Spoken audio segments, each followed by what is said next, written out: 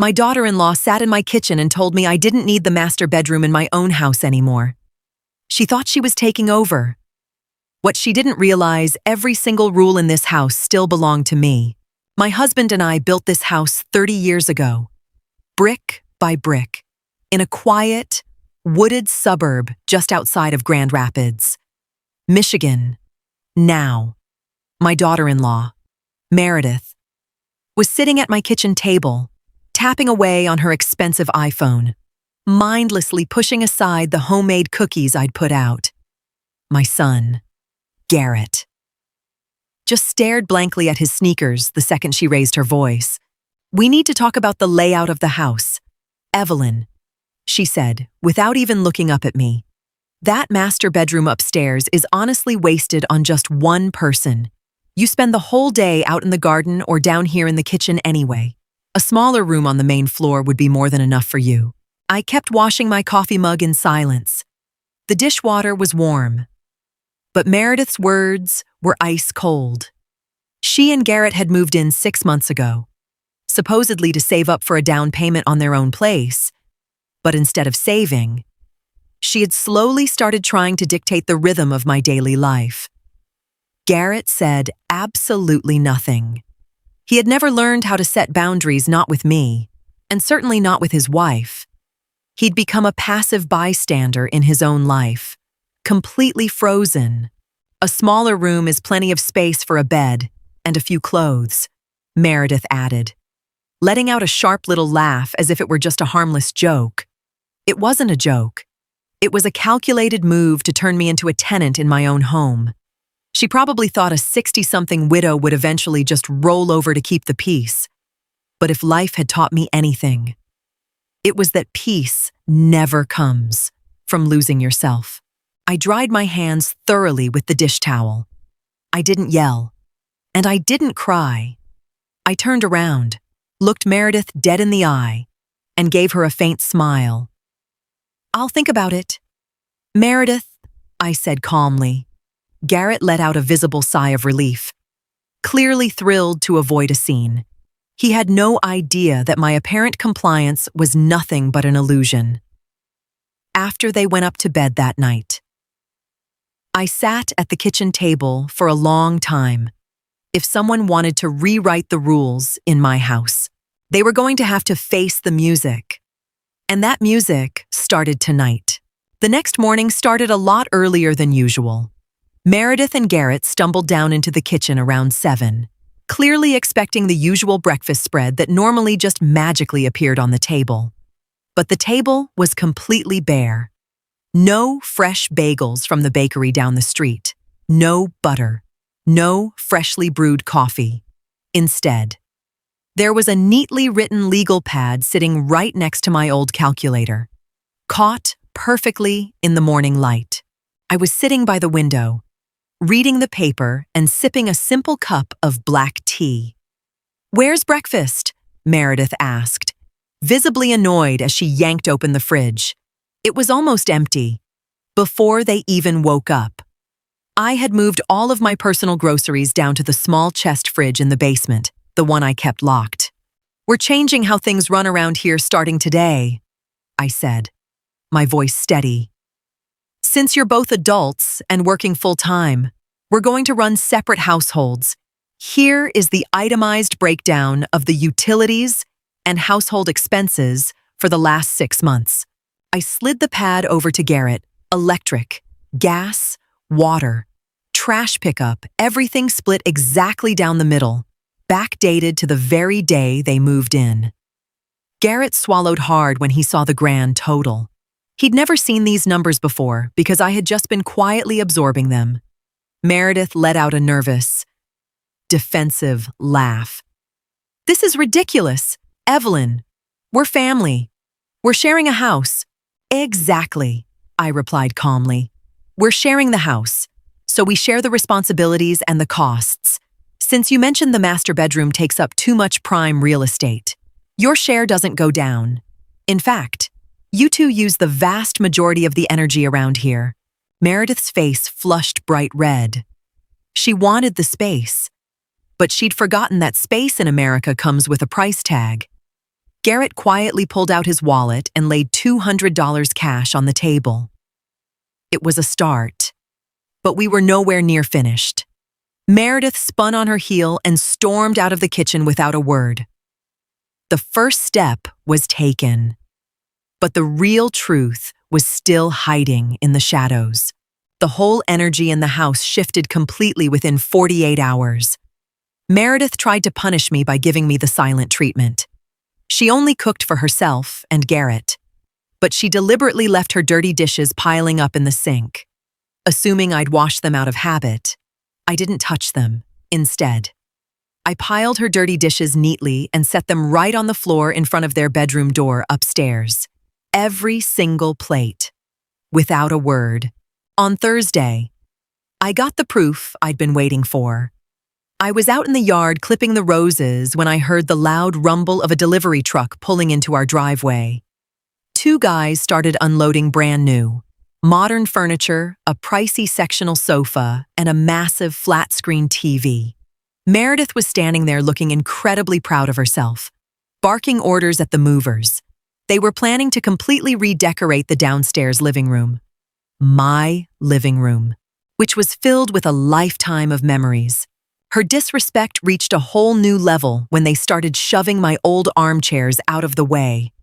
I put my garden shears in my apron pocket and walked inside. The movers were just about to shift my old upright piano, the one that belonged to my late husband. "Stop right there," I said. My voice wasn't loud, but it was so commanding that the men froze instantly. "This furniture is not staying here." Meredith walked over to me, crossing her arms. "We need room for our lifestyle. Evelyn, your old stuff is completely blocking the space." I looked past her to the movers. I am the sole owner of this property. I didn't authorize this delivery. The guys looked at each other, totally uncomfortable. They didn't want to get caught in the middle of a family feud. Just then, Garrett walked in from work and saw the chaos. He looked completely helpless. "Mom, come on.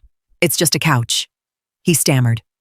I looked at him, feeling no anger, just a deep, heavy disappointment. "It's my couch, my living room, and my house. Garrett, if Meredith bought new furniture, it needs to fit inside your bedroom upstairs."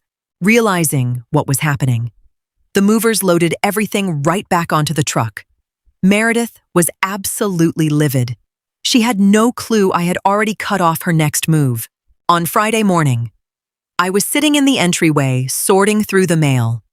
Garrett usually picked it up, but since our new arrangement, I'd been making sure I got to the porch first. Tucked between the grocery flyers was a thick, official-looking window envelope addressed to Meredith.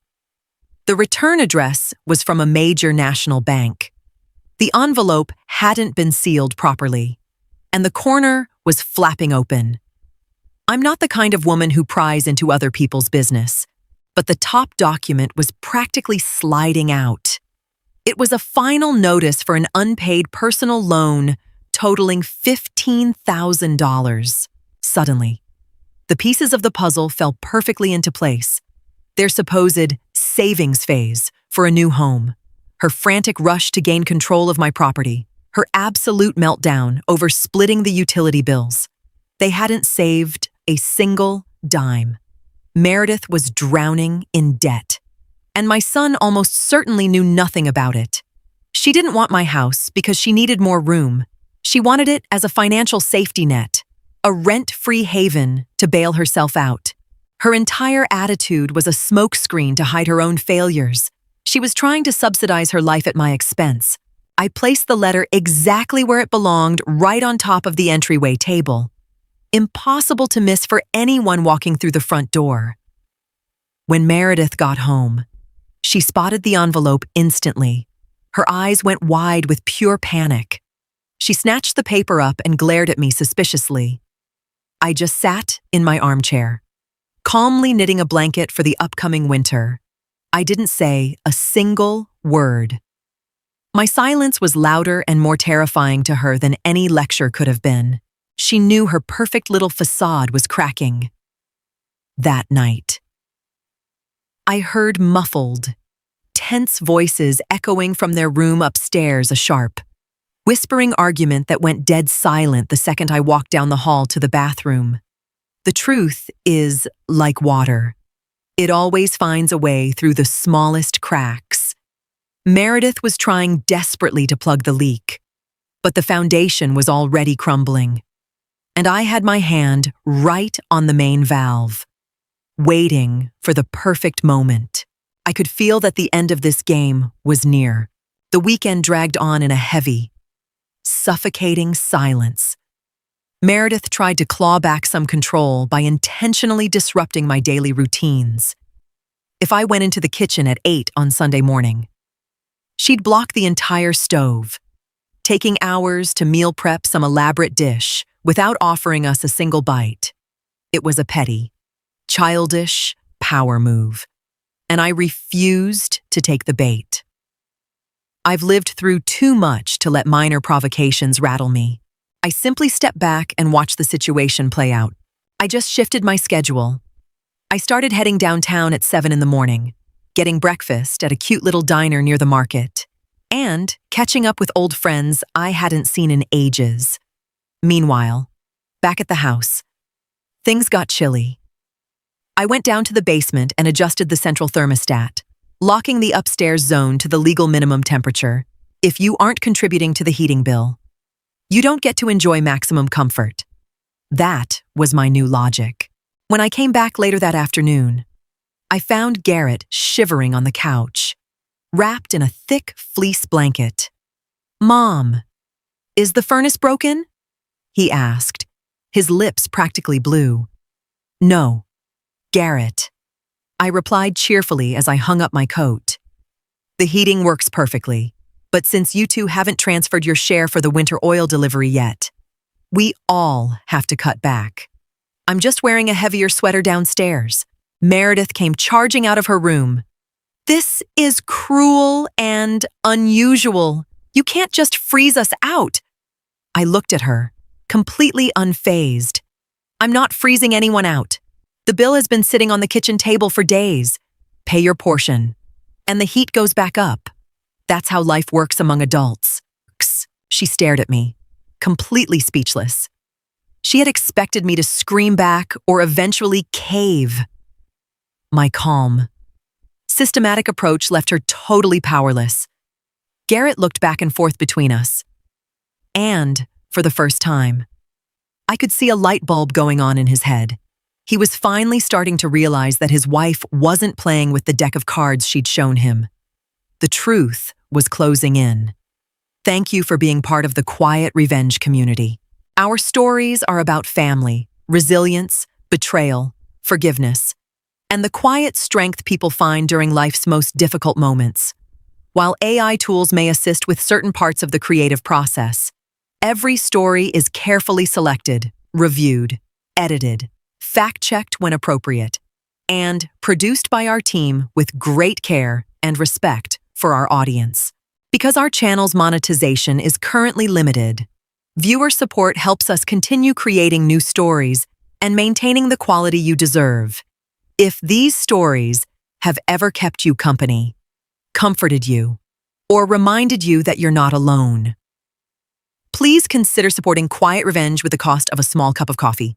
Patreon, https://www.patreon.com/Quiet Revenge Family. Ko-fi, https://ko-fi.com/Thestry Family. PayPal, https://www.paypal.com/paypalm/kunhwangmin. Thank you for helping keep this community strong. On Tuesday, Meredith tried one last desperate counterattack. Without a word of warning, she invited her own mother, Beatrice, over to the house. Beatrice was a loud, overbearing woman who was used to running every room she walked into. She was clearly brought in as psychological reinforcement to try and intimidate me. The three of them sat in the living room, drinking coffee out of my good china, deliberately talking loudly about my supposed stubbornness in old age. I walked in from my afternoon stroll and could hear Beatrice's voice all the way in the hallway. You have to step aside for the younger generation. Evelyn, you've lived your life. Right now. You're just standing in the way of your own son's future. I walked straight into the living room, took off my walking shoes, and sat down in the open armchair. I poured myself a cup of coffee and looked Beatrice dead in the eye. Beatrice, I said, my voice as calm as a still lake. I'm so glad you're taking such a deep interest in their future. I assume that means you're here to help sort out Meredith's finances. $15,000 in bank debt is a massive anchor for a young couple trying to buy a house. The coffee cup in Meredith's hand rattled violently against the saucer. Beatrice froze mid-breath. Garrett shot up out of his chair. What? What debt? I don't know anything about a loan. He stared at his wife, completely horrified. Meredith turned ghost white. She glared at me with pure, unadulterated hatred, but she couldn't say a word because the truth was out in the open. I hadn't opened her mail, but the raw facts were now sitting squarely on the table. Beatrice tried desperately to salvage the moment. That is none of your business. Oh, it completely becomes my business, I replied smoothly. When my home is being eyed as a rent-free debt relief plan. Garrett, if you don't even know what your own household finances look like, I think it's time you start asking some real questions. I stood up, took my mug, and walked back into the kitchen. The fog had finally cleared. There was absolutely no sleep to be had upstairs that night. The walls of this house are thick, but Garrett's shouting was loud enough to cut right through the ceiling. He felt completely betrayed, and he had every right to be. He had honestly believed they were sacrificing and saving together for their future, when, in reality, she was trying to use his paycheck and my generosity to scrub away her old spending habits. It was a brutal wake-up call for my son. The next morning, Garrett was sitting all by himself at the kitchen table. He looked exhausted, older, and completely broken. His cup of coffee sat there, totally untouched. When I sat down across from him, he couldn't even look me in the eye. He just stared at the pattern on the tablecloth. Why didn't you tell me? Mom? He asked quietly. Her secrets weren't mine to tell. Garrett, I answered gently, but without any enabling pity. But you could have seen it yourself if you hadn't spent the last 6 months looking the other way. You let her disrespect me in my own home just to avoid a fight. Conflict is part of life. Garrett, if you spend all your time running away from it, it will eventually run you over. He nodded slowly, letting out a heavy, ragged sigh. She took over everything, my accounts, our schedule. I really thought she had our best interests at heart. She had her own interests at heart, I said plainly. Now you have the facts. What you do next is your choice. But my house is not a bank.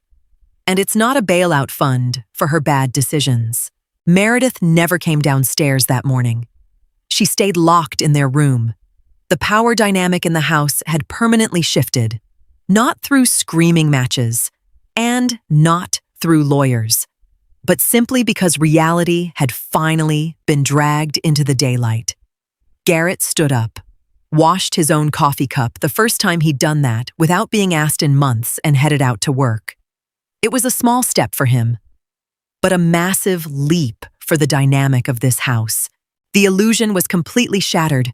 2 days later, I made my next move. I drove down to the local locksmith and had the deadbolts on the front and back doors completely replaced. As the sole owner of the property, it was my absolute right. When Meredith got home from work that afternoon, she slid her key into the lock, but it wouldn't budge. She rattled the doorknob frantically and eventually started pounding her fist against the heavy oak door. She couldn't comprehend what was happening. I opened the door just a few inches, keeping the heavy security chain locked in place. "What is the meaning of this?"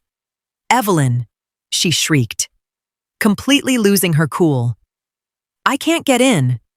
"Have you completely lost your mind?" "Not at all," I said pleasantly. "I'm just upgrading the security around here. Since you two haven't paid your share of the utilities or the agreed-upon household contribution for this month, your access privileges are suspended until the balance is cleared." I actually caught up with Garrett at his office this morning and gave him his new key. He paid his half in cash. Meredith's face contorted. She realized right then that Garrett was pulling away from her. He had aligned himself with me not out of blind boyhood loyalty, but out of sheer common sense.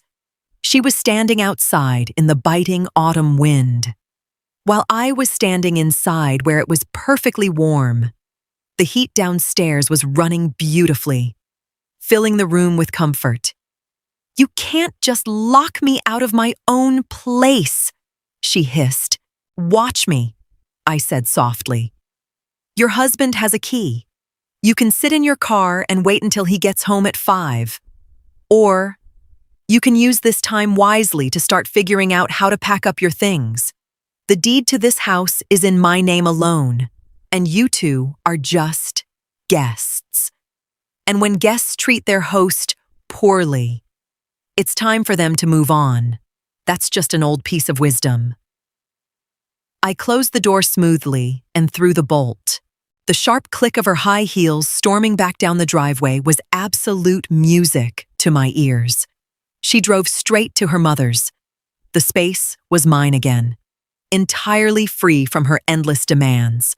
Garrett walked through the door at exactly 5 o'clock. He looked tired, but calmer and more grounded than I had seen him in a long time. He was carrying a large duffel bag. We sat down in the kitchen, and I poured him a glass of ice water. "She's staying at her mother's," he said flatly. "We talked on the phone. It's over. She wants her things."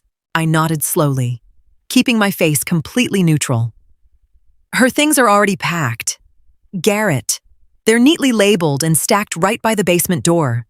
I spent the afternoon helping her out so nothing would get left behind." He looked at me in utter shock, and then a faint, tired smile broke across his face. "You're incredible. Mom, you didn't even raise your voice once, and you still managed to handle everything. There are no winners here, Garrett," I said seriously.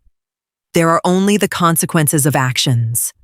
She treated me with contempt, and you stood by and let it happen. That was your mistake. Her mistake was thinking that because I'm older. I must be weak. I am over 60 years old. I nursed your father until his final breath, and I have survived real crises. A young woman with a bad attitude and a mountain of secret debt isn't going to break me." He lowered his head, his eyes full of regret. "I am so sorry, Mom, for all of it." "Apologies are just words. Garrett, I need to see action. You can stay here until you find an apartment of your own downtown, but it's going to be under my terms. You pay your expenses on time. You respect my privacy, and you have zero say in how I use the rooms in this house. We are drawing a clear line." He reached across the table and shook my hand. It wasn't a sappy, sentimental moment.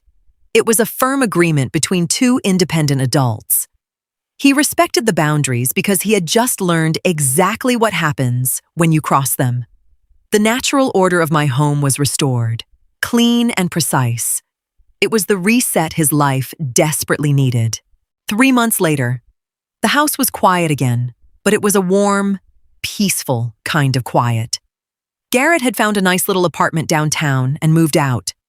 The divorce was moving along quietly through mediation, and I didn't have to involve myself at all. Now, he comes over every other Sunday for dinner. He knocks on the door, waits for me to answer, and always brings a fresh bouquet of flowers. We talk about his new job, his life, and we don't look back at old wounds. I was sitting in my kitchen on a bright, sunny Tuesday morning. The master bedroom upstairs had been freshly painted and turned into a sunlit reading room. A fresh pot of coffee was brewing on the counter, filling the whole house with that rich, familiar aroma. I took a bite of one of my homemade cookies. They tasted wonderful, and there was no one there to mindlessly push them aside. I savored every single second of the peace and independence I had fought so hard to reclaim. My life finally had its structure back. Sometimes you don't need a massive, explosive blowout to clear the toxic air out of your life. You don't need lawyers sending nasty letters, and you don't need to scream at each other in the front yard for the neighbors to see.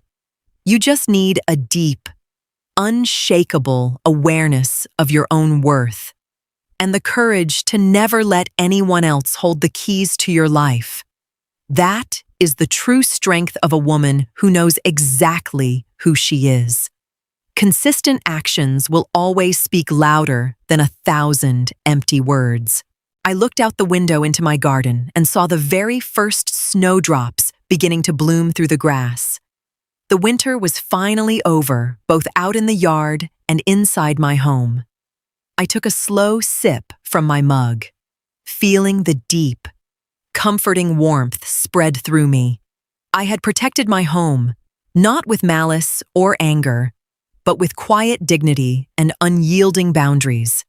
And looking back, it was the greatest victory of my life.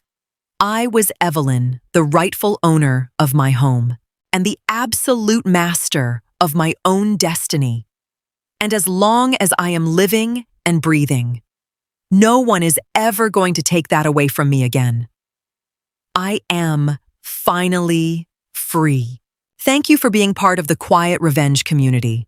Our stories are about family, resilience, betrayal, forgiveness, and the quiet strength people find during life's most difficult moments. While AI tools may assist with certain parts of the creative process, every story is carefully selected, reviewed, edited, fact-checked when appropriate, and produced by our team with great care and respect for our audience.